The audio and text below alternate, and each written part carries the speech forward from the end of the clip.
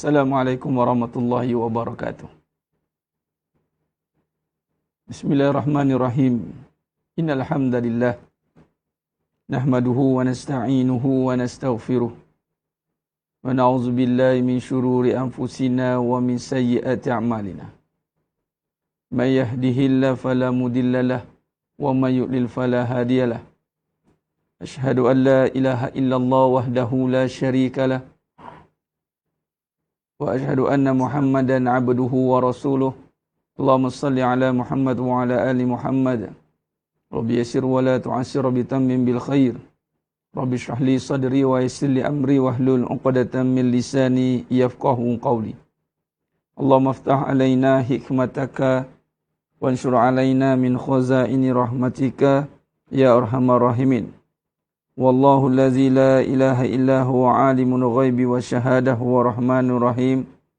Wallahu allazi la ilaha illa hu al-malikul quddusus salamul mu'minul muhaiminul azizul jabbarul mutakabbir. Subhanallah ya amma yusyrikun. Wallahu al-khaliqul bari'ul musawwiru lahul asma'ul husna. Yusabbihu lahu ma fis samawati wal ard wa huwal azizul hakim. Wala hawla wala quwwata illa billahil aliyil azim. Wala manja minallah illa ilaihi amma ba'du. Ayuhal mu'minun ittaqullah usikum wa iyaya bitaqwallah faqad fazal muttaqun. Sidang jemaah yang muliakan Allah Subhanahu wa taala, mudah-mudahan kita semua tergolong dalam golongan hamba-hambanya yang benar-benar bersyukur.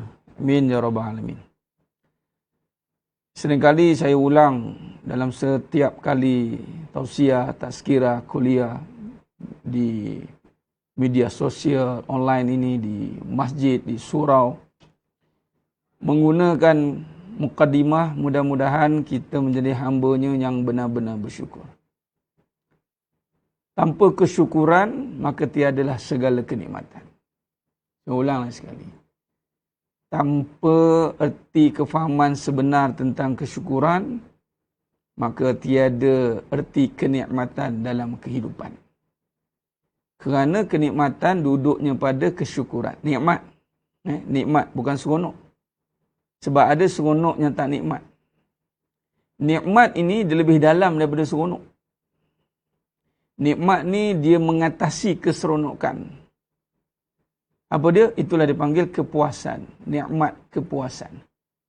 Ada orang nak mencari kepuasan dengan mencari keseronokan untuk memuaskan apa yang disangkakan boleh puas, tetapi tidak bertemu dengan kenikmatan. Kepuasan itu akhirnya bertemu dengan kehancuran. Tidak sekarang, mungkin lusa. Tidak lusa, mungkin tulat. Tidak tulat, mungkin tahun depan, 2 tahun lagi, 3 tahun lagi. Poin dia adalah, dia tidak akan bertemu dengan kenikmatan. Kerana kenikmatan itu jalannya adalah kesyukuran. Kesyukuran bukan dengan sebutan semata-mata. Kesyukuran itu adalah satu proses penyataan. Satu proses penzahiran. Satu proses yang mesti kita faham, yang mana dia melibatkan gabungan daripada percakapan, gabungan daripada rasa, gabungan daripada perbuatan. Sehingga menzahirkan sifat kehambaan. Hamba yang sentiasa mengingati tuannya. Hamba yang sentiasa sedar diri dia. Sehingga dia melihat seluruh apa yang dia ada, ini bermula tiada. Maka di situlah dia akan mengecapi nikmat demi nikmat yang diadakan. Tidak sempat dia nak berfikir tiada. Kerana tiada telah diterima dari awal mula-mula dia faham apa itu akan hakikat yang ada. Maka tidak sempat dia nak merenung apa yang dah tak ada. Kerana segalanya memang asalnya tiada. Yang nak dihayati, yang nak difahami adalah nak mengisi masanya untuk menghargai setiap yang diadakan. Terutamanya masanya. Maka nak menghayati masanya itu, kerana nikmat masa tidak ada pada selain dia, yakni Allah. Ada orang nak minta masa, kau bagi masa ke aku. Orang kata apa? Minta maaf aku sibuk. Mari datang kelas, minta maaf saya sibuk Ustaz, hari Ahad ni memang jalan-jalan, cik makan, piknik sana, piknik sini. Minta maaf lah, I'm busy lah. Sorry lah. Saya asyik mengaji je kan, gila pula kata. Setakat ini tak ada lagi orang gila mengaji kalau betul-betul. Setakat saya tak jumpa lagi lah. Kalau mengaji ajaran sesat, gila lah. Jadi biasanya orang yang fokus kepada masanya, dia nak nikmati dengan ketaatan. Orang pergi study kat universiti, belah-belah tahun, 10 tahun, akhirnya dia betul-betul study pun dapat kedudukan tinggi. Lamanya study, anak kita dah balik mana? Oberci. 4 tahun tak jumpa, 5 tahun tak jumpa. Balik-balik dia, penuh tak marah pula. Kau ni kan, 4 tahun study tak balik-balik ni. Tak marah pula. Tapi bila dah ada kehidupan macam ni, bila suruh study, dia anggap macam buang masa. Tu nama gila. Saya cakap tu terang lah. Sedangkan ilmu tu yang menjaga dia. Nak ada kehidupan, tapi tidak ada pengertian. Dia mencari kebendaan. Sebab tu orang lama-lama hidup dia tak keruan. Berbeza dengan orang yang mencari pengertian. Hidup dia mengisi masa, dia dah appreciate masa. Masa ni bukan dengan benda. Anda ingat masa boleh dihabiskan dengan benda? Akhirnya tak ada benda. Masa diisi dengan pengertian. Itu nikmat masa. Nikmat paling tinggi masa. Masa itu nyawa. Mengisi nyawa, mengisi masa, mengisi nyawa kau orang tak faham, mengisi masa. Kita ingat ngisi masa duduk berkepit berdua. Kau pandang aku pandang kau. Kau pandang aku pandang kau. Lepas tu jemu. Jomlah kita buat benda yang seronok sikit. Buat apa yang seronok Lain sekali, asyik dah seronok dia time muda, bila dah berusia, bosan. Kau pandang aku pandang kau. Kau pandang aku pandang kau. Lain sekali, seorang pandang dinding, seorang pandang lantai. Seorang pandang siling. Sebab apa? Tak ada pengertian. Bila suruh kupas masa, terpinga-pinga. Sebab itu tidak hairan dah. Sedikit sangat yang bersyukur. Sikit. Kalau kena suatu soalan cepu cemas, apa erti masa dalam hidup kamu? Soalan tu keluar, satu soalan dia. Sila ceritakan tentang masa yang ada dalam hidup kamu. Bila orang yang tak ada benda, maka pertama dia akan anggap dunia hidup dia kosong lah, sebab tak ada benda. Taklah, anak pun tak ada, suami pun tak ada, pak pun tak ada. Taulah, saya sebatang kara. Nampak? Bila orang yang ada benda pula, ceritakan tentang masa dan, I'm very busy. Saya menguruskan banyak dengan saya punya klien, dengan saya punya pengikut follower dengan saya punya ni. Itu kan ngurus masa, tunggu orang. Sibuk nak jaga orang. Allah tanya, masa-masa, makna masa tu apa? Bila orang yang menemui nikmat, dia akan jawab, Alhamdulillah. Tiada nikmat yang lebih besar pada masa yang diberikan, sehingga saya mengecapi nikmat masa melalui apa yang diadakan. Tuan-tuan, saya cakap tu terang. Kalau Allah tarik masa, apa benda pun tak ada. Kenapa orang ada cakap begini? Ada macam tak ada, Ustaz. Padahal ada suami. Kenapa cakap ada macam tak ada? Sebab apa? Tak ada masa. Dah ada pun dia duduk dengan saya, tapi entah seorang tak tahu tak apa dia fikir, entah masanya habis ke lain dia fikir. Nampak? Siapa yang tak ada masa pada perkara itu, maka dia tidak ada perkara itu. Jadinya nak diadakan masa, bukan benda. Ramai orang sibuk nak mengadakan benda, tapi tidak faham, tidak tahu untuk mengurus apakah yang dikatakan masa. Maka rugi serugi-ruginya manusia itu. Sebab tu masa itu diisi dengan iman. Alladzina yu'minuna bil ghaib. Kadang-kadang orang yang mengisi masa, dia tak isi pun. Mengisi contoh dia mengaji. Tapi akhirnya pengajian dia tidak membantu dia untuk memahami apakah hakikat kepada sesuatu perkara itu. Yang ini masa. Sebab tu tajuk kita pada hari ini adalah membebaskan tekanan ni, bebanan ni, mengukuhkan diri ni. Apa dia? Apa benda, apa perkara yang boleh protect diri daripada melampaui bebanan itu adalah bagaimana pengukuhan diri ni. Hindari daripada bebanan yang di luar kemampuan. Adakah dengan, contoh, ada orang ingat bebanan ini adalah dengan, tak maulah. Tak mau tambah isteri, tak mau tambah anak, tak mau tambah semua. Membebankan. Ada orang dia fikir beban ni dengan menghilangkan semua benda depan mata dia. Silap. Kalau ikutkan, maka Nabi SAW tidak perlu berurusan dengan manusia. Tak perlulah, semua ada. Seorang-seorang sudah. Istilah beban, tekanan, itu dinisbahkan dengan apa yang dia faham tentang masa dia. Bukan menghilangkan benda atau bukan mengadakan benda.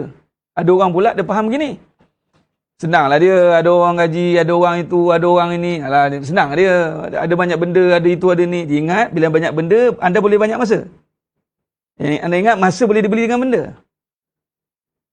Ada yang anda ingat, bolehlah dia tak ada siapa kacau dia, dia seorang dia, tak ada siapa. Suami pun, dia pun, ingat tak berdua je, siapa yang kacau dia? Saya ulangnya itu yang paling kecewa sekali. Isya dia, ramai orang ni mesti tak cukup masa kan? Tengok orang. Dia tak faham apa yang dia faham. Itu adalah salah. Sebab itu, berbalik kepada isu kita, bermulanya himpitan, bermulanya bebanan, bermulanya tekanan itu adalah apabila diberikan tanggungjawab masa. Bermula. Nah, aku beri masa kau 40 tahun. Kita tak tahu setiap orang, katalah 40 tahun, dia counted ke belakang, bukan ke depan. 40, 39, 38, 37, 36, 35, 34, kita kira ke depan. Sekarang dia counted ke belakang sebenarnya. Countdown. Kita jadi tengok, contoh. Tengok game-game mana-mana kan. Counted masa. Anda ada 1 minit dari sekarang. Kelang kabut semua. Master Chef. Kelang kabut. Masuk. Masa. Yang membuatkan dia pressure tu masa lah. Bukan tak ada benda tu. Semua ada. Perkakas semua. 1 minit dari sekarang. Semua benda ada depan mata dia. Buka dia punya apa. Adalah tengok sekali tu kan. Tengok. Semua lauk. Semua buah. Semua ni semua ada. Tak nak pergi pasar pun. Tapi 1 minit dia bagi. 2 minit. Sebab itu, ramai kita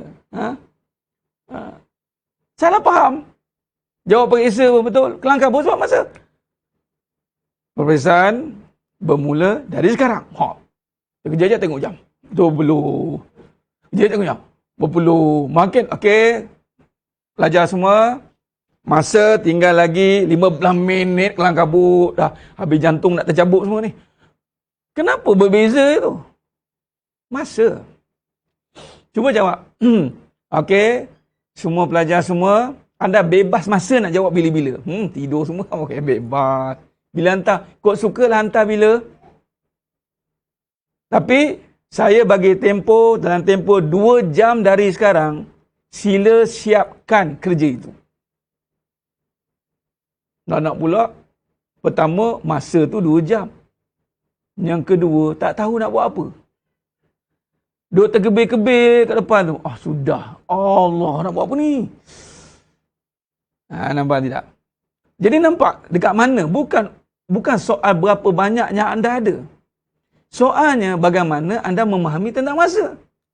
Jadi tekanan dan bebanan itu berkadaran tentang bagaimana dia nak mengukuhkan penstrukturan atau kefahaman diri dia tentang masa yang ada pada diri dia. Kalau dia pandai faham tentang masa, maka dia akan faham tentang bagaimana mengurus segala tanggungjawab yang ada. Dan bukan mengurus tanggungjawab tu benda, mengurus masa dia. Dan berbalik kepada mukadimah tadi yang saya mulakan. Sebab tu saya ulang selalu. Ulang banyak kali. Mudah-mudahan. Tapi duk dengar masuk kiri tu ke kanan lah. Zap keluar. Biasa. Alah syukur. Syukurlah. Dah. Daripada syukur tu cerita pasal masa. Sekarang cerita pasal masa. Biasa orang tak cerita pasal masa. Orang cerita pasal masalah. Orang cerita pasal gaduh suami isteri. Orang cerita pasal tak ada duit. Orang cerita macam mana nak romantik sana sini. Orang cerita macam benda dia. Masa tak ada cerita. Betul lah kata Allah. Banyak manusia buang masa. Buang masa. Benarlah kata Allah. Sebab tu ramai orang ada benda tapi macam tak ada apa. Ada benda tapi you have nothing. Sebab tu dalam surah Ali Imran ayat 3 Allah berfirman yang berbunyi, yang bermaksud nazzala alaikal kitaba bil haqqi musaddiqan lima baina yadayhi. Dia menurunkan kitab Al-Quran kepadamu wahai Muhammad yang mengandungi kebenaran, membenarkan kitab-kitab sebelumnya dan menurunkan Taurat dan Injil sebagai petunjuk bagi manusia, dan dia menurunkan Al-Furqan min qablu hudan linnas wa anzal al-furqan innal ladzina kafaru bi ayatillahi lahum azabun syadid wallahu azizun dzuntiqam. Dan dia menurunkan Al-Quran ayat Ali Imran ayat 4. Dan dia menurunkan Al-Quran sebagai Al-Furqan. Sungguh orang-orang yang ingkar terhadap ayat-ayat Allah akan memperoleh azab yang berat. Allah Maha Perkasa lagi mempunyai hukuman. Bagi Allah tidak ada sesuatu pun yang tersembunyi di bumi dan di langit. Ayat surah Imran ayat 5. Inna Allah la yakhfa alaihi syai'un fil ardi wala fis sama'. Tak ada satu tersembunyi. Maka apa kata Allah di sini? Pertama, bila kita nak merujuk tentang masa, dia ada SOP-nya. Bukan ikut kita. Bukan ikut kita. Ikut kebenaran yang ada. Sebab itu, surah Al-Asr tentang masa itu, turutannya adalah iman, amal, kebenaran dan kesabaran. Kalau kita tengok, dan bila sebut tentang kebenaran itu adalah perbincangan orang yang beriman dan beramal. Orang beriman dan beramal, itu gabungan keduanya itu adalah kebenaran. Sebab Allah kata, Nazzal Al-Quran, Nazzal alaikal kitab bil haqq, dengan kebenaran. Soalannya, untuk kita bagaimana mengukuhkan diri ini, antara perkataan yang kita kena tekankan di sini, benarkah pengurusan masa kita? Benar tu kena tak? Tu macam tu. Ya? Baik. Baik. Allahumma salli ala Muhammad. Baik. Bila sebut tentang bebanan kan, bebanan atau tekanan, dia bebanan tekanan dua perkara yang sama. Kita namakan dia sebagai tanggungjawab. Taklif. Untuk melaksanakan tanggungjawab ini, maka modal utama dan selama-lamanya adalah masa.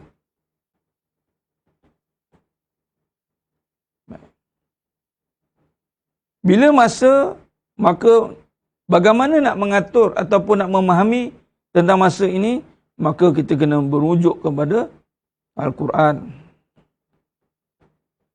Yang mana Al-Quran menyatakan tentang bil haq. Maka apa yang kita boleh tulis ataupun kita simpul di sini, benarkah tu?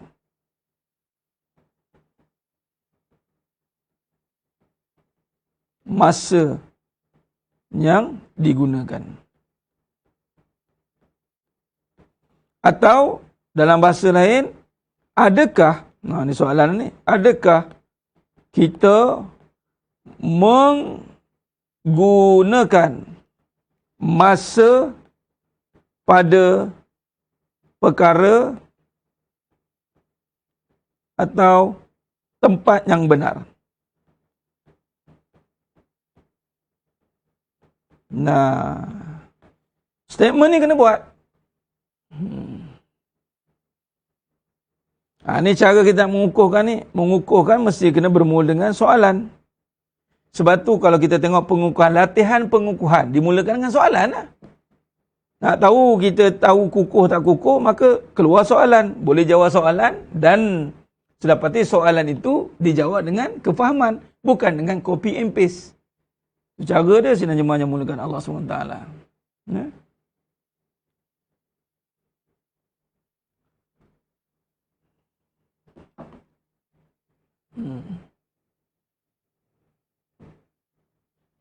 Jadi adakah kita menggunakan masa pada perkara atau tempat yang benar?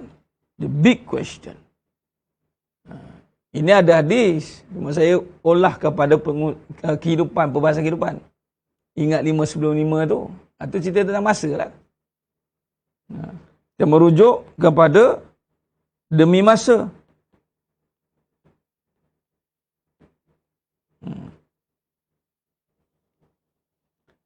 Dan pada suratul Ali Imran tadi itu, kebenaran dan sebagai furqan, pembeza, dan barang siapa yang ingkar dengan ayat-ayat Allah, maka azabnya amat pedih. Dan tak ada satu pun yang boleh disembunyikan pada Allah SWT.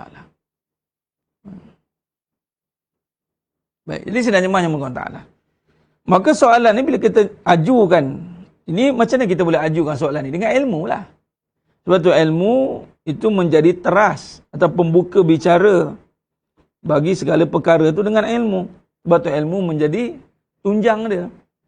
Talabal ilm faridatan. Itu jadi fardu tu. Kalau tak ada berbahasa ilmu, macam mana kita nak bincangkan benda ni? Dan ilmu ni juga, tidak lain tidak bukan, mesti kembali kepada berbalik tadi. Al-Quran bil haq juga. Ilmu yang benar. Ingat, kehidupan kita bermula setelah berjumpa dengan ilmu yang benar.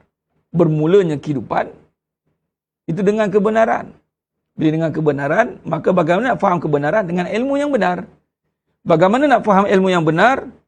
Antara perkara yang ditekankan dalam ilmu yang benar adalah dia akan menyusun kembali kedudukan masanya. Jadi, dalam konteks nak mengurus tanggungjawab.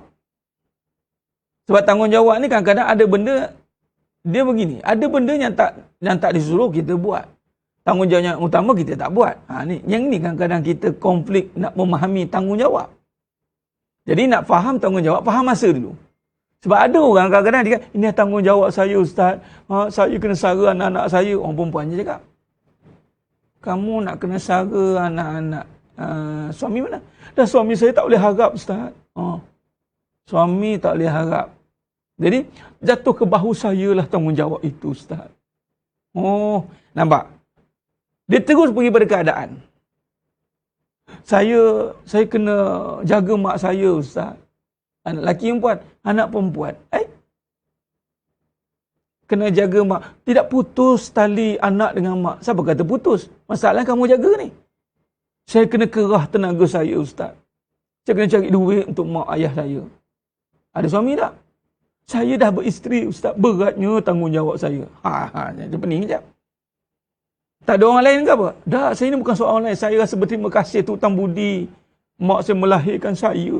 Menangis. Tak, aku tanya ni. Masa sebenarnya untuk apa? Dia mula. Benarkah? Dia mula kita bila tanya balik pada core dia masa. Sebab tu jangan terkejut. Ada orang kadang dia nampak macam bertanggungjawab. Tapi masa tak kena. Mengambil pada tempat yang batil. Batil satu, keduanya, dia create benda tu mengikut sangkaan dia. Bukan mengikut hukumnya ada. Tidak meletakkan sesuatu pada tempatnya. Akhirnya bergaduh. Dah tak ada suami, tak masuklah dalam perbincangan kita. Puan Itasha. Kalau tak ada suami, sebelum ada suami dengan siapa? Senang dia fikir itu. Sebelum ada suami, masa dengan siapa? Saya tanya dulu soalan ni. Masa kita sebelum kahwin dengan siapa? Jawablah itu je. Ni rumah tangga. Ni nak jawab isu rumah tangga sekejap. Dengan mak ayah. Dah. Suami mati meninggal, balik pada siapa? Baliklah pada masa asal kamu kat mana? Orang cerita orang putih siap back to future. Apa cerita tu? Semua nak return masa balik. Jangan main. Asal usul ni mana asal usul? Dah kahwin, seorang isteri masa dengan siapa? Anak dia transfer, nampak? Dia time frame dia akan berubah. Dah kahwin Ustaz dengan suami lah. Masalahnya kenapa tak dengan suami? Betul lah Ustaz, suami saya ni Ustaz bukan. Itu masalah lain. Itu masalah tak sekupu lah, tak sekupu-kupu lah. Macam-macam bentuk lah keluar pula. Tak sekupu-kupu lah. Lepas tu tak secocok lah. Tak macam-macam tak semua keluar lah. Masalah suami saya tak menjalankan tanggungjawab. Tu suami tak tanggungjawab. Dah mula kita nak tengok. Nak kaji. Ni sini kajian. Nampak? Bila sebelum kahwin dengan mak ayah. Lepas kahwin, seorang isteri yang bergelar anak tadi berpindah kepada suaminya. Itu namanya akad wali tu menyerahkan akad aku nikahkan di kau dengan anakku. Bapaknya menikahkan, transfer masa tu. Ambil kau jaga anak aku ni. Kau jaga dia. Habis masa aku kat dia ni. Menjaga dia ni. Tengok aurat dia, tengok ini dia ni. Masa aku banyak habis kat dia ni. Nak mengertikan. Sekarang ni tolong jaga anak aku baik betul. Jangan buang masa pula. Kalau bapak yang kena macam tu nyaya, kecut perut kan. Orang jangan duk masa ke lain pula. Dah aku bagi anak aku ni. Nah, aku jaga dia. Ni masa ring mancing lah. Pergi dengan main apa, main tembak-tembak tu lah. Pergi masa lepak-lepak lagi lah. Dah aku bagi masa ni. Ni anak aku ni, aku bagi masa ni, kau kena tengok dia. Mula, di situ bila masa baru datang tanggungjawab. Sebab tu masa dulu.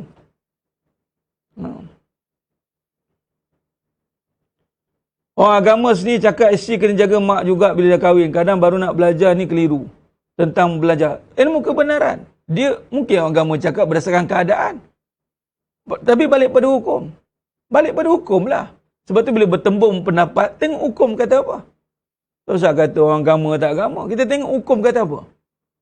Kadang-kadang nampak agama tapi apply hukumnya tak kemas. Balik pada hak yang paling besar. Kalau kata orang agama, Nabi kata apa?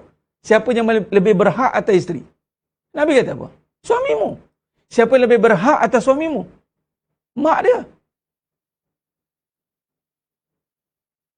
Tu kena faham dulu. Sebab tu, kucak-kacir kita rumah tangga hidup kita sekarang ni, kucak-kacir.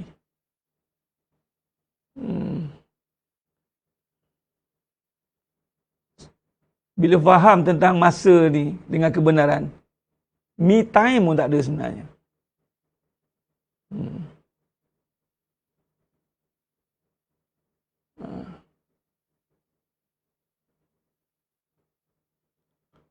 Kenapa soal perkara macam ni?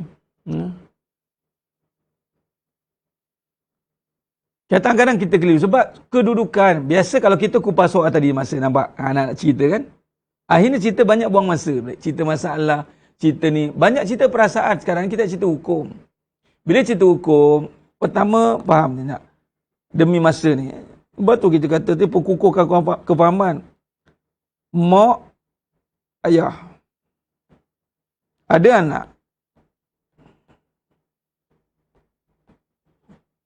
Tak kahwin lagi anak ni. Jadi masa memang dengan mak ayah.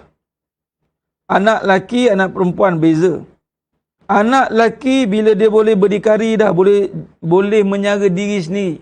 Start balik, kemudian dia boleh menyara. Ada pendapatan RM sendiri dan boleh sara. Maka masa dari sudut fizikal, mak ayah dah terputih. Bukan duk sibuk nak suap semua benda kan anak laki tu. Nak handphone beli handphone, nak iPod beli laptop, nak itu beli, nak kamu keluar. Kamu orang lelaki anak jantan, keluar, pergi kerja. Pergi cari. Nak apa, mak setakat mana ni? Dah besar panjang lah, dah berjanggut, dah bermisai dah. Pergi. Macam itu. Anak perempuan tidak. Tak ada istilah sara diri sendiri anak perempuan. Sebenarnya. Tapi Ustaz, mak ayah ni dah tak berapa sihat Ustaz. Itu cerita lain. Ini cerita buat hukum kedudukan dulu. Sehinggalah, sebab tu kena cepat-cepat kahwinkan anak perempuan. Tanggungjawab itu nak dialihkan kepada siapa? Masa ni. Maka orang perempuan ini, anak perempuan berbeza. Sampailah dia bertemu dengan encik suami.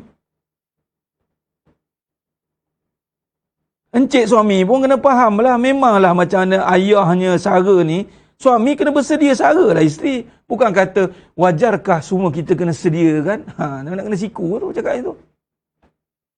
Dah ayahnya sediakan semua untuk anak dia, suami pun kenalah sediakan. Cuma jenis macam mana nak sediakan. Agama tidak meletakkan mesti kena semi-D, mesti kena 2.5 kan. Itu mengarut. Itu dah jadi angan-angan mak jenin. Ini nak sara. Apanya ada, itulah. Nampak tidak?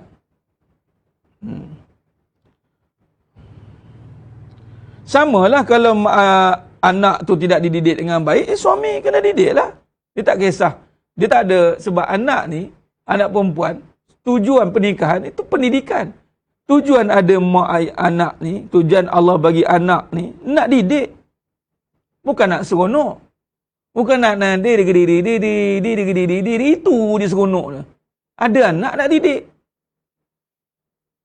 Anak nak didik lah. Tak sempat lah ustaz, anak perempuan ni. Apa hal tak terdidik tu? Ada sebab lah, kena tanya lah. Bila seorang ayah tidak mendidik anak perempuan dengan baik, maka suami ni takkan nak biar je. Ataupun suami pun tidak ada ilmu untuk mendidik. Habislah. Ataupun seorang ayah dah mendidik anak perempuan dengan baik. Ayah ni kena pastikan suami yang bakal menantu ni adalah mewarisi didikan ayah dia. Dah kena faham. Okay, ini cerita bab masa ni. Kita tak nak buka isu lain. Ini isu ni memang isu trending rumah tangga. Tak habis-habis isu dia. Apa dia isu lagi tanggungjawab ni sebenarnya? Lagi daripada tujuan masa yang sebenar. Dia jadi kacau lah. Sistem dia breakdown ni sebab masa tu dah lari adjustment. Nak betulkan balik ni benda dah lama. Dah besar panjang dah. Dah kerah ketung orang panggil. Allahu Akbar. Baik, sekarang nak cerita bab masa dulu. Okay, sekarang laki perempuan. Masa ni kena faham, bukan macam anak perempuan. Masa ni dengan mak ayahnya, bukan maksud bila kata sepenuh masa ni, contoh kita dengan Allah SWT. Kita dengan Allah SWT sepenuh masa sebenarnya. Tapi ada perkara-perkara yang Allah SWT meletakkan ada hubungan dengan dia, hablum minallah wa hablum minan nas. Masa juga tu.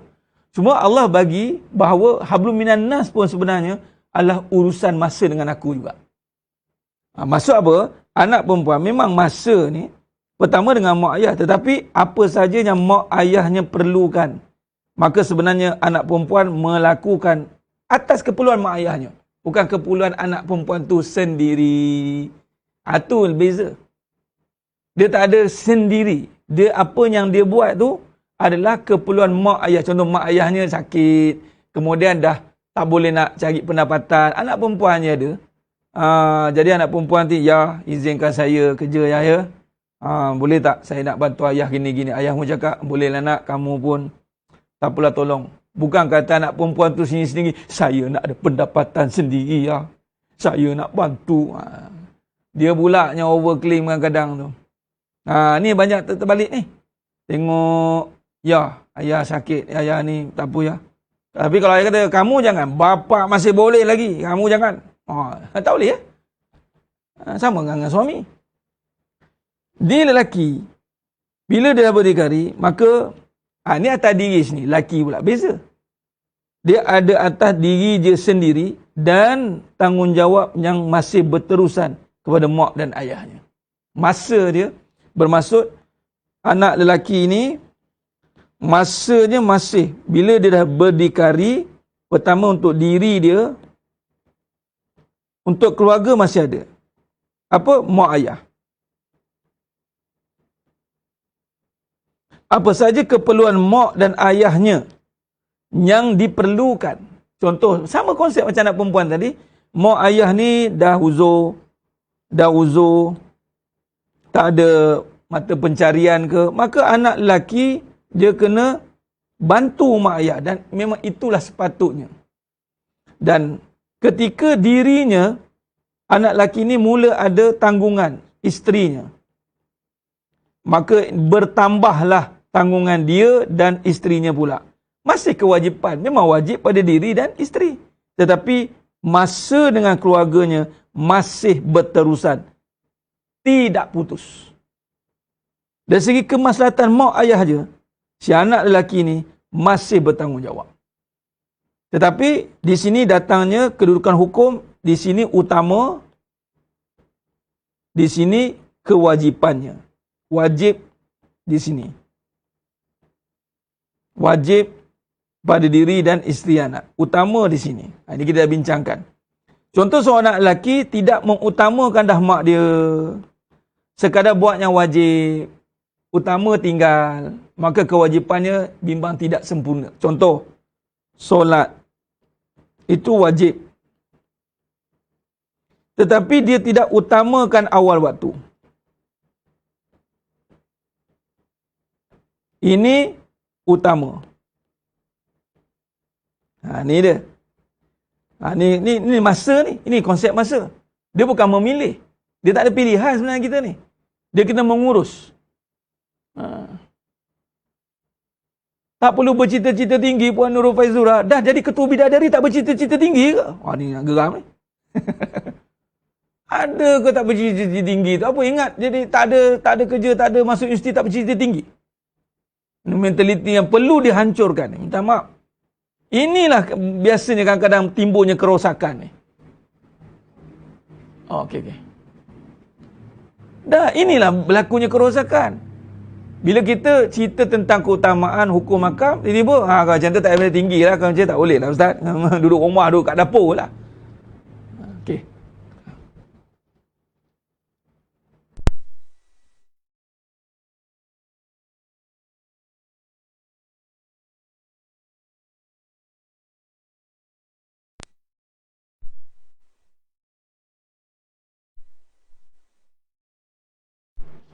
Allahumma salli ala Muhammad wa ala ali Muhammad. Ingat, hal dunia tak tinggi. Dunia maksudnya rendah. Yang tinggi itu agama. Mulianya wanita kerana agama, bukan kerana dunia. Hari ini, perempuan dieksploitasikan oleh dunia. Datang agama simpan. Datang dunia keluarkan. Sekarang siapa yang jaga perempuan? Agama atau dunia? Bagi tahu. Siapa yang memurahkan perempuan? Agama atau dunia? Siapa yang pergunakan perempuan? Agama atau dunia? Pertama cakap, sikit barang, muka perempuan. Sikit jual perempuan. Ni nak jual barang, jual perempuan. Ini saya nak beli ni, pakej perempuan sekali ke macam mana? Kau dapat pakej, asyik perempuan. Asal asyik lah perempuan. Asal dia perempuan ke depan. Datang agama, simpan. Ini apa perempuan? Ini mahal. Apa barang mahal buat murah-murah ni? Barang mahal apa buat murah-murah ni, bersepah-sepah ni? Datang Nabi SAW memuliakan kembali perempuan dengan agama. Datang orang jahiliah, kafir Quraisy, menghina orang perempuan. Tak ada guna. No value. Ingat. Mulianya. Sebab tu bila kita cerita bab hukum, bukan nak merendahkan perempuan. Boy, tegas Ustaz. Memanglah. Sebab perempuan ni adalah ibu kepada melahirnya pemimpin. Kalau perempuan pun pemikiran dia dah korup, dah rosak, apa jadi dekat anak-anak dia? Sebab tu Iblis, Freemason, Dajjal cukup nak rosakkan pemikiran orang perempuan. Nak pula suami lelaki tak mampu nak betulkan balik pemikiran orang perempuan. Ya je kerja. Akhirnya generasi yang lahir generasi yang apa? Kita boleh listkan yang mempergunakan perempuan adalah dunia. Tapi perempuan tak marah bila dia dipergunakan oleh dunia. Tapi bila agama nak menjaga dia, tak nak dipergunakan sewenang-wenangnya, kalau nak guna pun begitu kritikal dia punya syarat dia, dia punya SOP dia, orang perempuan sendiri, I rimas lah. Tak maulah, I rimas lah. Jangan marah kalau perempuan akhir zaman dipandang murah dan tak ada harga. Jangan marah lah. Minta maaf. Di saat agama nak muliakan dia, nak guna, Jangan suka-suka. Semua badan dia ini mahal. Jangan nampak bentuk mahal. Payah nak barang mahal. Sebaik-baik perhiasan dunia, wanita. Kamu ingat nak murah-murah guna? Macam tu. Siapa kata? Allah kata. Allah yang jadikan perempuan. Allah tahu. Kereta mahal, sensitif. Itu tak boleh, ni tak boleh, kena. Tiba-tiba tangan perempuan sendiri yang rela dipergunakan oleh dunia. Ni yang berlaku. Akhirnya apa jadi? Fitnah bermaharajalela. Menggelupur orang perempuan nak bagi agama. Masalahnya Puan Zimam Besut dah menggelupur dah sebab tak ada agama dah tu, menggelupur.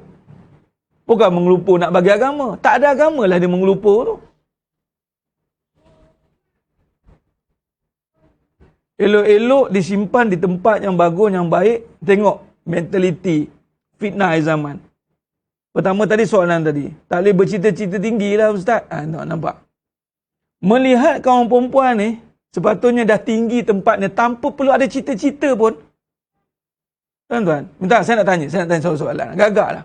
Kalaulah diri dunia tu dah permata, dia ada perlu bercita-cita lain ke nak jadi apa? Kalaulah satu dekat dunia ni namanya permata, adakah dia nak bercita-cita menjadi emas? Adakah dia perlu bercita-cita menjadi perak, tembaga ke? Dia dah permata. Dia tak perlu ada cita-cita pun sebenarnya. Tapi kita ni dengar, tak ada cita-cita. Habislah saya dipergunakan. Habislah saya ni jadi orang tak berguna. Saya cakap balik, sekarang ni siapa pergunakan siapa? Dalam keadaan yang wanita nak perguna ke, sibuk dipergunakan tu, saya tengok pasal sepa je dipergunakan. Orang lelaki nak pergunakan senang je. Tamah cakap, orang perempuan ni saya bagi habis. Kadang kita inilah kadang. Ini yang berlaku. Nabi SAW sebab kita. Nabi sendiri kata fitnah ke belakang. Jangan. Dia sibuk nak menunjuk ke depan. Tanpa ada segan silu. Patutnya dia punya malu tu. Bukan malu ni apa? Mahal. Ini cara dia. Anda terlampau bernilai. Anda terlampau bernilai. Tak ada satu nilai dunia yang boleh menggantikan tempat anda. Wahai wanita, tempat anda bukan di dunia, tempat anda di surga sana. Barulah semangat sikit. Ni kat rumah, pakai kain batik gantung lagi tu. Pakai baju biasa. Apa? Yalah, kita ni rumah. Tak ada apa. Nak pakai macam tu untuk tak apa. Yalah. Tengok. Dunia menghina, dihina macam tu je. Lepas tu dia ingat bila pakai cantik elok-elok, dimuliakan di luar. Tidak. Di luar pun dihina juga. Pandang atas bawah, orang lelaki tengok, bagus juga, just nice. Just nice lah kat situ. Nak cakap apa? Ini yang berlaku. Minta maaf cakap. Punyalah. Dan satu lagi. Ini kita pergi pada hakikat dia. Tak habis juga tajuk ni lagi. Apa dia kita sambung? Kenapa wanita mahal? Sebab agama? Okey. Ni orang lelaki yang dengar, orang perempuan pun kena tahu benda ni. Anda jangan murahkan diri kerana nak dapat dunia yang murah tu. Wanita mahal kerana agama. Agama ni ada apa? Apa asas agama? Akidah.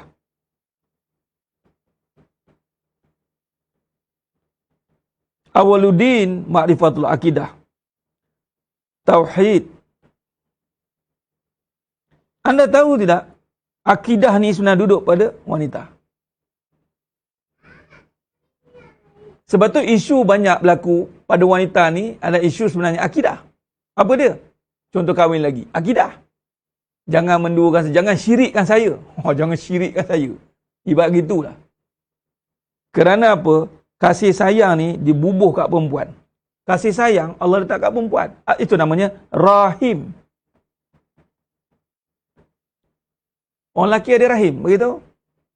Dia buatlah operate macam mana pun, kembang sana kembang sini. Tak boleh operate bubuh rahim dalam perut dia, dalam bawah tu. Minta maaf. Dia ubah bentuk boleh, rahim tak boleh. Nak bubuh tang mana? Tak ada tempat. Saya orang perempuan tak payah. Aku mana rahim kau? Scan tengok. Tak sembang. Cakap dia. Nak jadi perempuan fizikal bolehlah. Tukar sana, tukar sini, bonjol sana, bonjol sini.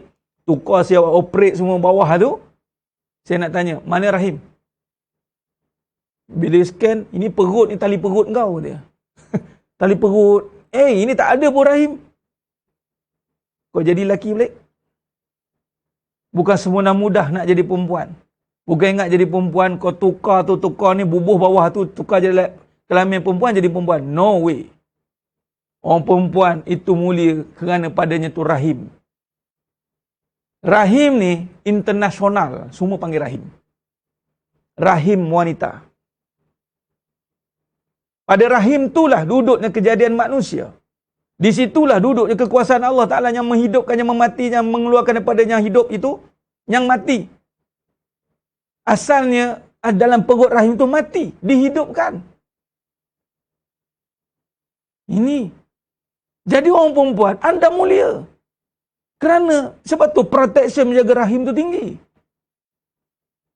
Kita nak menjaga akidah mahal, betul? Menjaga Allah tu tinggi. Begitulah mulianya perempuan itu. Lepas tu jangan murah-murah. Jangan murah-murahkan diri. Kerana akidah itu mahal. Walaupun penggal kepala pun, takkan tercabut iman. Itulah Sumayyah. Nampak? Jadi rahim dan wanita tu rapat. Dia dah mulia. Dia dah indah dah. Apa ertinya hidup tanpa agama, tanpa ada kasih sayang? Tak ada kan? Saya nak tanya. Adakah hidup ini berguna tanpa kasih sayang? Tak ada kan? Mahal lah kasih sayang tu. Orang lelaki duk cari perempuan. Sebab apa? Nak kasih sayang lah. Tu sebenarnya.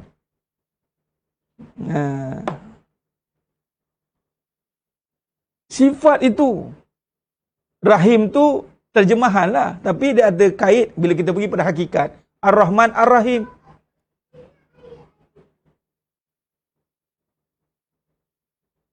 Ini cerita dia. Sebab tu kita tegas menjaga. Bukannya sibuk nak membelai-belai, menzohirkan perbuatan. Nampak saya sayang isteri saya. Saya belai dia. Saya bawa ke sana, bawa ke sini. Semua benda. Mana nilai agama mana? Dialah satu-satunya wanita atas muka bumi ini. Dia dulu perkataan-perkataan tu keluar.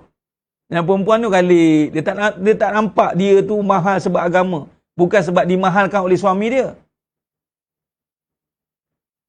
Kadang-kadang nak dimahalkan oleh suami dia. Nak bagi surprise. Nak bagi hadiah. Nak bagi itu. Baru rasa, saya terasa dihargai lah. Allah hargai anda tu tak rasa? Orang perempuan. Allah hargai anda jadi seorang wanita yang memegang, memikul rahim. Ada rasa tak? Tak ada tak? Tak kena Abang Leman juga hargai baru rasa kembang kuncup. Sebab tu akhirnya dihina balik oleh Abang Leman. Abang Leman pula jenis yang buta perutnya. Tak mahu cakap. Jenis tak nampak kemuliaan wanita kat mana. Dah lah tak nampak. Dia pergi jual ni wanita pada dunia. Tak mahu cakap. Mempergunakan wanita untuk kepentingan dunia. Ayat dia.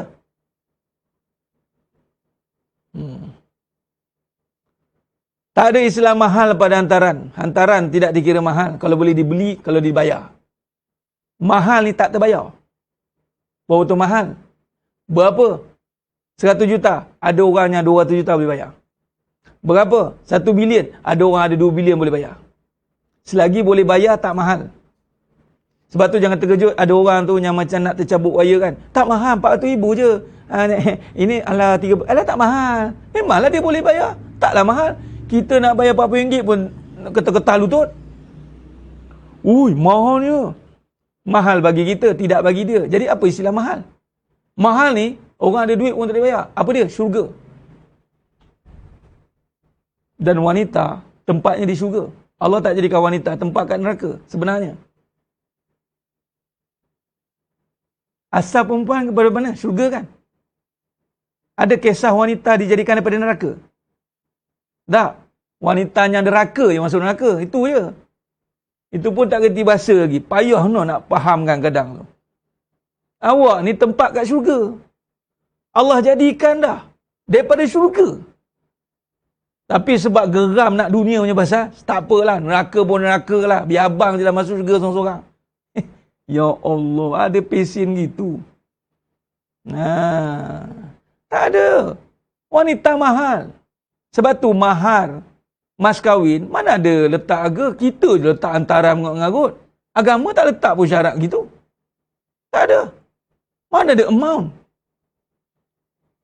Tak ada. Nampak? Bagusnya tanya soalan tu cita-cita tinggi. Siapa suruh tanya soalan? Pahala kat dia. Bagus. Hilang dah nama tu. Tersandar belakang ke macam mana? Bagus. Atas sebab soalan tu Allah buka pam kau cerita pasal wanita. Hari ni special untuk anda. Hari wanita sedunia. Disebabkan masa anda, wahai wanita, masa anda bukan untuk dunia. Masa seorang wanita untuk Allah, untuk agama. Sebab tu wanita ni sangat dipandang mulia sebenarnya oleh agama. Sebab padanya tu ada tu. Agama tu rahim tu.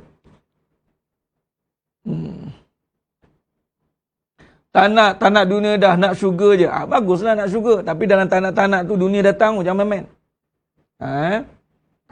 Apa maksud dunia datang? Dunia dikira bahagia apabila tenang jiwanya. Datanglah dunia tu. Tu bukan tak nak dunia ni. Tak nak ustaz, tobat lahum lah. Memang jantan tak guna. Itu bukan. Itu cara tanak yang tak betul. Tanak ni adalah benda yang dia tidak boleh mengambil ketenangan kita. Baru betul tanak. Kalau tanak ni tapi masih ada kecewa, ada kenangan hitam, ada kisah silam, itu bukan tanak, itu kecewa. Orang yang tak nak dunia ni, maksudnya apa? Dia dah ada tenang. Tapi dunia datang kat dia juga. Silakan. Silakan datang, tak masalah lah. Tapi saya tak nak dunia ni sebab saya dah ada tenang. Sebab tenang tidak ada pada dunia. Tenang ada pada jiwa yang mengenal dia. Jadi betul tak nak dunia tu. Itu maksud tak nak dunia. Jangan salah faham. Orang Johor RM22 50 sen hutang. RM22 50 sen hutang pun boleh. Bayangkan hutang pun boleh. Koklah isteri tu nanti, bang bayar RM1 sebulan. Tak apa, bayar. Lepas tu dah lah hutang datang kat isteri, saya halalkan bang, tak payah bayar. Sidang jemaah yang muliakan Allah SWT. Bila tak nak dunia, iblis akan datang masuk. Sebab tu kena faham apa maksud tak nak dunia. Tak nak dunia ni bukan soal benci yang orang kata apa? Kena lagi. Baguslah tu Puan Nur Fazura. Bila lagi nak kena? Jadi tak nak tu. Kena faham. Tak nak bukan maksud kita ni kecewa dah ataupun bagaimana pandangan tu kita dah mula buang dia dari sudut fizikal. Tidak. Tak nak dia masukkan. Macam contoh. Makanan kambing golek ada depan mata. Saya dah tak nak makan, minta maaf. Bukan saya tak nak makan sebab saya dah kenyang. Bagi dia tak apalah. Bagilah. Tak apa. Saya nikmati je lah tengok kan. Bukan tengok ni. Hina. Bangkai. Itu kecewa. Sebab apa cakapnya tu? Saya pernah tercekik kambing. Saya kecewa betul makan kambing ni.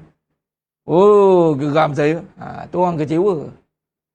Tapi saya dah kenyang. Saya dah makan kambing lah. Sedap. Betul. Dia dapat nikmat dah kat dunia tu. Dengan apa? Dia tenang mendapatnya. Betul kata tak nak tu. Kena perhalusi dah. Benar. Perlu. Kita dunia ni makan perlu. Mahu pahala. Perlu dunia.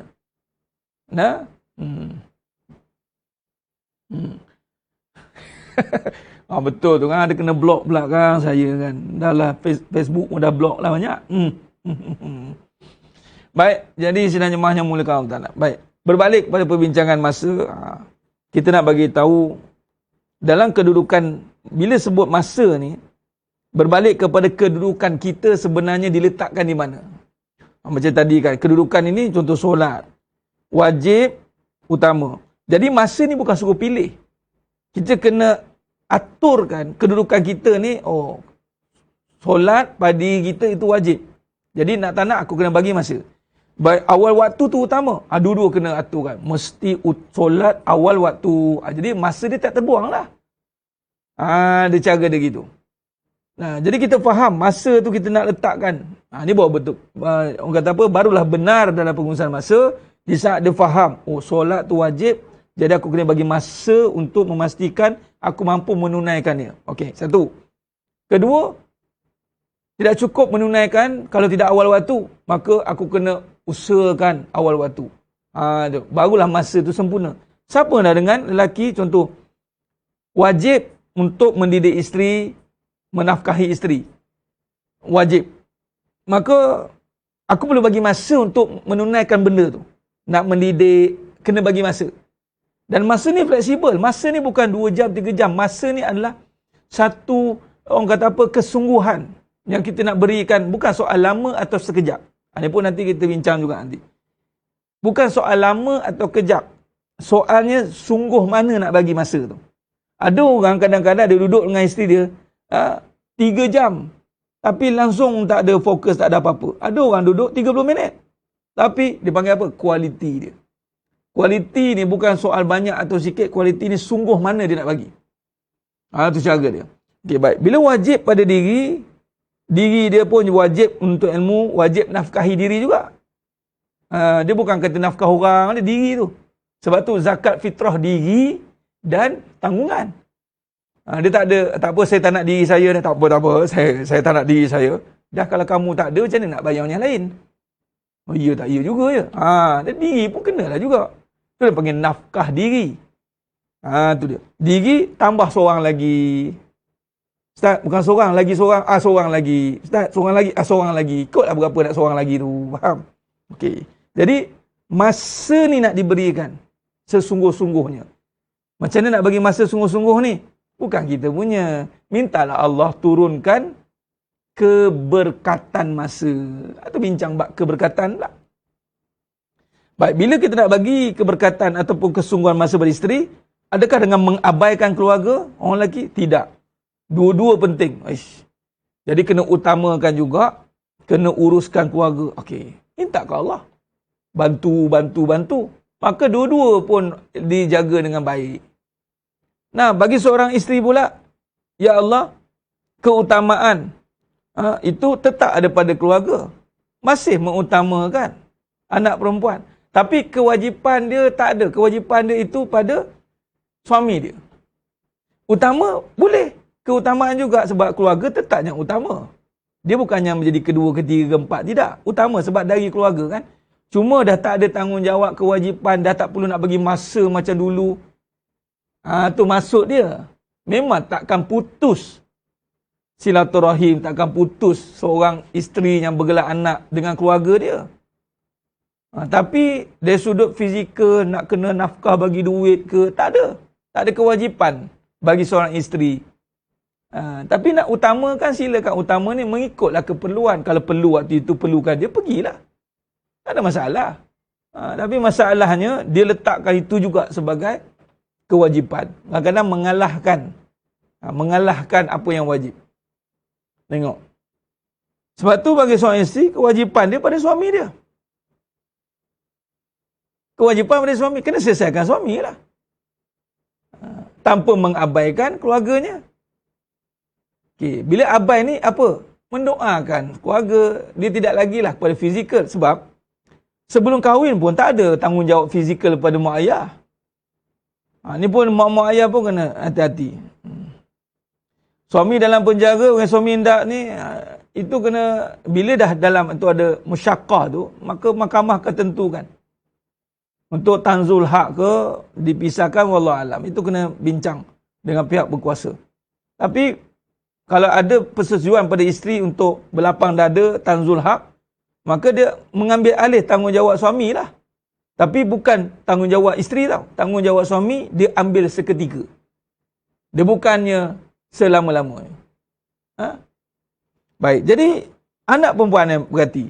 Jangan kita seorang mak ayah, sama konsep dia, nak anak perempuan macam anak lelaki. Kena berjaya macam abang kau, kena berjaya, kena ada duit, kena, tak boleh. Takkan sama. Ingat, dah kita bahas tentang perempuan, anak perempuan kita dah jadi dah. Yang anak lelaki kita ni je. Perlukan pendidikan yang lebih untuk mendidik ataupun menjaga perempuan wanita yang telah dimuliakan oleh agama. Maka ilmu pada seorang anak lelaki itu mengatasi pada ilmu bagi kepada anak perempuan. Sebab tu orang perempuan ni ilmu dia terhad sikit. Terhad lah. Sebab dia memang akan dijaga oleh seorang lelaki yang mempunyai kepahaman yang tinggi tentang betapa bernilainya seorang perempuan. Tapi inilah fitnah akhir zaman. Ini fitnah akhir zaman.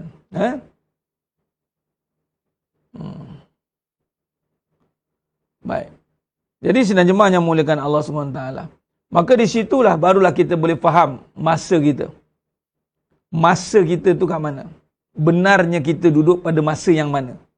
Jangan kita alihkan kewajipan. Orang perempuan kalau wajib dia tak ada tempat lain lah. Suami dia. Malah tak ada keutamaan kat tempat kerja ke. Utama ni keluarga. Nampak? Utama kat keluarga je. Kena faham. Aulawiyat ni. Habis kalau isteri bekerja Ustaz, atas kapasiti suaminya yang memerlukan bantuan isterinya. Bukan isterinya sendiri. Ada kewajipan nak sara keluarga dia, mak dia. Dah tak ada kewajipan. Tertanggal. Malah masa sebelum kahwin pun tak ada kewajipan nak sara mak ayah. Ayah mak yang kena sara anak perempuan. Anak lelaki, abang ni yang kena sara adik perempuan. Anak-anak lelaki pun kena ingatkan. Jangan anak lelaki pula dia lepas tangan dekat adik perempuan dia, akak perempuan dia ke. Tanggungjawab ni. Ada satu kisah ni, seorang ulama yang membiarkan adik perempuan dia dalam kesusahan. Sehingga tergantung amalan dia. Jangan main. Betapa detailnya Islam menjaga orang perempuan ni. Sebenarnya orang perempuan ni tidak terbiar. Sebab dia mahal kan? Berbalik kepada tadi isu kepada agama memuliakan wanita kerana padanya itu ada sifat kekuasaan Allah Ta'ala Rahim.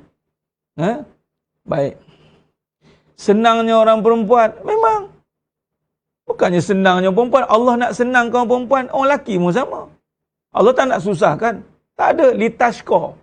Kita je menyangka susah tu. Tapi dalam senang-senang tu, senang sangat sampai orang perempuan meninggalkan perkara itu. Masuk syurga bukan sebab susah nak masuk. Sebab senang sangat nak masuk. Sehingga mandang mudah dengan senang tu. Macam susah ni, orang kata susahnya susah berat-berat tak. Dia ibarat susah menangkap belut yang licin. Dia bukan susah sebab ngikut benda berat. Licin sangat. Senang sangat. Senang sangat tu lah ramai yang tak buat. Kalau betul senang, kenapa tak buat? Sebab senang sangat. Tu hati-hati. Hati-hati. Baik. Ustaz, kakak memang tak pernah dengar kakak pula. Tak. Kakak ni maksudnya anak lelaki. Jaga kakak tu. Memanglah kakak tu saya kaitkan perempuan. Kakak dia. Anak perempuan ni kakak saya cakap tadi. Kakak ke, adik ke. Biasa ni kakak lah yang menunjuk-nunjuk ni. Tak kisahlah dia tu, adik dia bongsu, lelaki. 4 orang semua kakak. Kakak ni pula yang overrule. Ingat kakak dia ketua lah. Dalam Islam bukan kata sulung tu ketua. Dalam Islam, melihat siapa lelaki tu ketua. Kalau lelaki itu bongsu, tapi lelaki, dia ketua. Jangan ingat kaklung-kaklung kawasan. Kaklung-kaklung kawasan tak ada. Kaklung dah ada suami. Tunduk dengan suami. Siap anak lelaki kena kaklung. Kaklung ada suami. Jangan mana-mana buat keputusan. Kaklung dah bincang dengan suami belum? Kaklung ni, itu ini mengarah ni saya pula. Saya patut mengarah kaklung. Kalau ikut arahan. Kena keluar pada adik lelaki. Tu kena faham. Adik tak irau dah. Inilah soalnya Puan Siti Nurul. Isu kita sekarang ni, bila kita susun balik penceritaan ni kepada hukum, akan timbullah isu yang tak iraukan, meninggalkan. Itu isu dia sebenarnya, betul tidak? Bukan soal tak boleh nak buat, tapi meninggalkan, jahil, tak tahu. Akhirnya berlakulah kepincangan. Itu saja. Kakak yang over kawan rumah tangga adik lelaki, batil. Ini kenyataan yang batil. Kena betulkan balik. Hmm.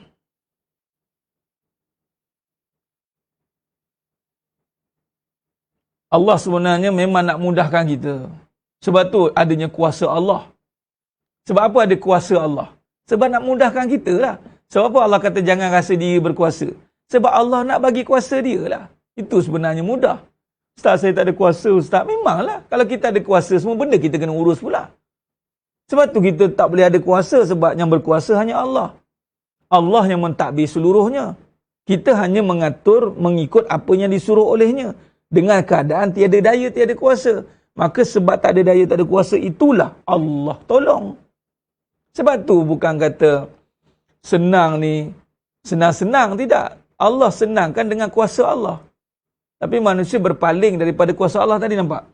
Ayat surah Imran yang 4 tadi. Sungguh orang-orang yang ingkar terhadap ayat-ayat Allah akan memperoleh azab yang berat. Itu dia. Itu sebenarnya. Baik, insyaAllah. Jadi, sedang jemaahnya mohon ta'ala, saya kira cukup setakat itu dulu. Perbincangan pada pagi yang penuh barakah ni. Nanti kita sambung lagi pada siri yang berikutnya. Dalam memperhalusi, nak mengukurkan diri tentang nak jangan di luar kemampuan tu. Nampak? Bila kita faham masa, baru kita nampak, sebab ada benda yang kadang-kadang memang tak masuk dalam list kita. Jadi jangan. Kalau kita buat benda yang tak masuk dalam list tanggungjawab, kita akan jadi terbeban. Atau orang yang nak lari daripada tanggungjawab pun akan terbeban. Ingat, jangan ingat orang yang lari dari tanggungjawab itu akan selesa hidup dia. Tak. Orang yang lagi tanggungjawab pun terbeban nanti. Dia hidup dia di luar kekuatan diri dia. Dan orang yang mengambil tanggungjawab, semua benda nak ambil tanggungjawab. Contoh tadi, Kak Long kawasan. Mentang-mentang ada Kak Long, semua benda dia kata, tak apa, Kak Long. Tak apa, Kak Long. Kak Long apa? Tadi isu Kak Long dah sekarang ni. Isunya, kamu dah ada suami, kamu dengan suami kamu. Sekarang ada adik lelaki tidak? Ada. Adik lelaki yang kena menjaga, yang kena. Inilah baru menunjukkan ada kapasiti pada seorang lelaki. Barulah lelaki tu akan Allah upgrade dia punya sistem hidup dia menjadi pemimpin. Bila kata contoh, bila sesuatu itu di overload, diletakkan loading, dia takkan jadi overload bila loading itu mampu ditanggung dengan baik. Makin besar kapasiti, makin besarlah dia panggil storage dia, makin besarlah kapasiti dia. Sebab tu orang lelaki ni sebenarnya bukan kapasiti kecil. Kapasiti seorang lelaki itu besar. Bila seorang lelaki yang ada kapasiti besar, sudah pasti isteri dia pun mendapat kesan yang sama. Jadi hebat jugalah isteri dia. Sebab duduk dengan seorang lelaki yang ada kapasiti besar. Tu masuk dia kena macam tu. Jadi jangan kita nak, sebab tu mana-mana yang ada anak lelaki, terutamanya, kena make sure high capacity. Kena bagi tahu. Kamu ingat, kamu kena jadi seorang yang bagi tahu begini. Macam mana cerita seorang pemimpin yang sebenar. Barulah adanya pemimpin yang genuine, yang tulen. Dan bila ada pemimpin yang tulen, maka pimpinan ni akan jadi pimpinan yang berkualiti. Kerana dipimpin oleh seorang pemimpin yang tulen. Jadi tidak jadi kerisauan lah pimpinan ini sebenarnya. Yang ada isu ni, hilang kepimpinan tu, akhirnya pimpinan ni hilang arah tujuan. Tak mana nak pergi dah. Macam tu. Ini jadi masalah. Jadi masalah kat situ. Sebab tu isu mendidik pemimpin, sebab tu sangat ditekan dalam agama. Macam mana ustaz kalau seorang isteri tu yang mencari nafkah keluarga sebab suami dia kurang, itu cerita bab lain. Puan Asma, ini suami melompat-lompat sihat contoh. Isteri pula nak melompat-lompat sama. Itu jadi masalah. Tak boleh harap duit suami je. Ini jadi masalah. Dah kalau suami tak sihat. Macam isu anak perempuan tadilah. Mak ayah tak sihat dah. Ya, minta izin ya. Beradak. Bukannya saya dah yang akan mula saya lah. Nampak diri dia lah yang menjadi tonggak kebangkitan keluarga. Tak ada. Ingat, main kontraktor tetap lelaki. Perempuan subkon. Nama yang berdaftar main kontraktor. Ingat, nama subkon tak ada. Subkon tak ada. Jadi turunnya pertolongan tu di saat tengok main kontraktor contoh tadi sakit. Suami dah sakit. Jadi malaikat akan cek, ada tak pembantu isteri dia subkon. Dia bukan nak jadi main con nak override suami pula. Tak, bantu. Macam mana subkon pernah buat banyak dulu, main con pun dapat asbab subkonnya kerja. Main connya kerja tadi. Tapi sebab dah sakit, terlantar, maka isteri tadi membantu. Bukan jadi peneraju. Bukan jadi peneraju. Baik. Baik, insya-Allah. Sidang jemaah yang muliakan Allah SWT.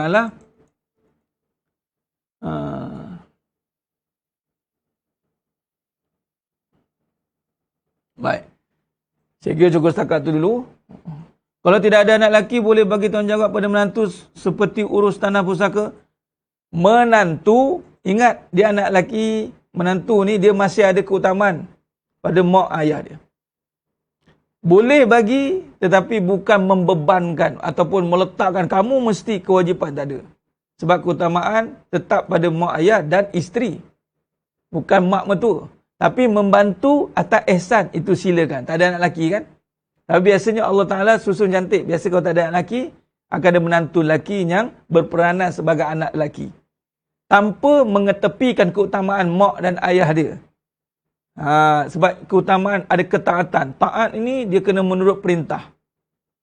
Sebab taat itu masih tidak tertanggal bagi seorang anak lelaki kepada mak. Kalau mak dia kata, ni, mak nak kau uruskan mak punya gini-gini. Jadi sebagai mak mertua kena, tak apalah. Apalah kau uruskan mak kau, nanti tolong mak je boleh mak. Dia kena bagi-bagilah. Kena bagi-bagi macam tu. Jangan pula terasa sampai hati kau mengutamakan mak. Engkau dah ambil anak mak kau tahu. Tak payahlah nak sinetron kat situ. Tak ada dalam agama, jangan mainkan perasaan. Hukum tetap hukum. Kalau boleh letakkan hukum, selamat hidup kita. Ini yang jadi isu sekarang ni adalah mainkan perasaan. Dah. Memang suami kau, jangan harap suami kau lah. Mak nak kau, mari. Mak nak, dah suami menantu tak boleh buat, dia pergi tarik ni anak dia. Dia tarik anak dia, dah kau yang uruskan. Engkau lah tunggak keluarga sekarang. Itu namanya nak beranak rumah tangga anak dia sendiri. Nanti siap bulan, habis pincang. Sebab tu kena tengok dulu kedudukan ini. Baik, insya-Allah.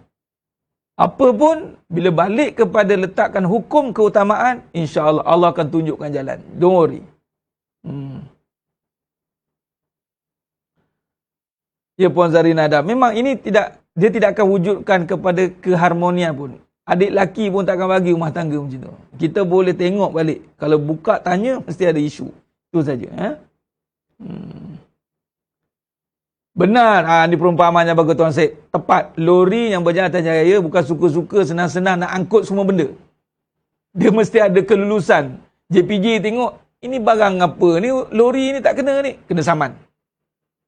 Ni perumpamaan tamsil. Tepat. Ni tamsil yang bagus.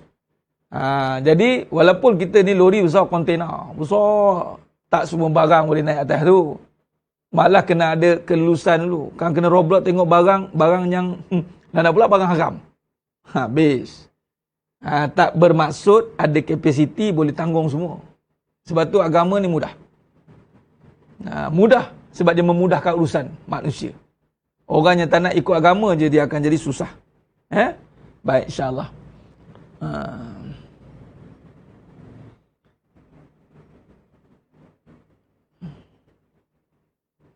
Anak perempuan 6 orang.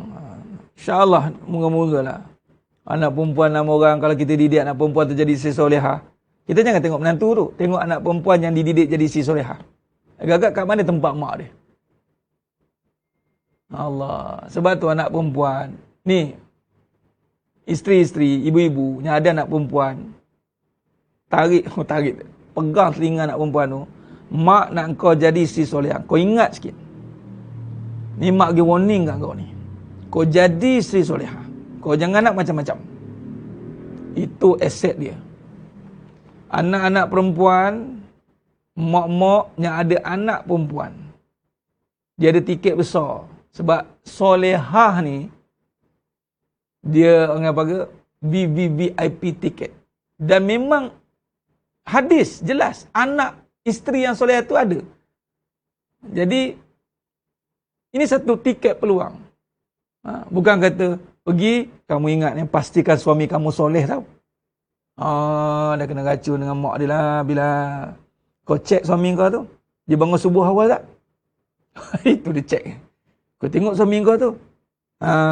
Jangan kita diam je. Kita nak tolong dia jadi lelaki soleh. Tak pasal-pasal. Kita patut ingat anak kita tu. Ni mak nak cakap ni. Ingat, mak nak kamu jadi isteri solehah. Dan mak cakap ni kerana Allah nak kamu jadi. Except tu 6 orang anak perempuan tadi. 6 orang anak perempuan tadi. Jadi solehah. Allah. Jaminan lah tak mak ayah dia. Jaminan lah. Apa isu dia? Ada hadis tentang cerita tentang sahabat Nabi yang isteri dia ni punyalah taat dengan suami dia. Pergi perang. Nak tengok sakit. Jumpa Nabi tau. Nabi tak izin. Nabi kata tunggu suami balik. Ayah tengah tenat. Nak pergi izin. Tunggu suami balik. Dia pun yelah. Yelah. Jumpa Rasulullah kan. Dia tak keluar sebarang. Jumpa Rasulullah. Sampailah. Ayah dah meninggal. Nak pergi tengok. Boleh ke? Tunggu suami balik.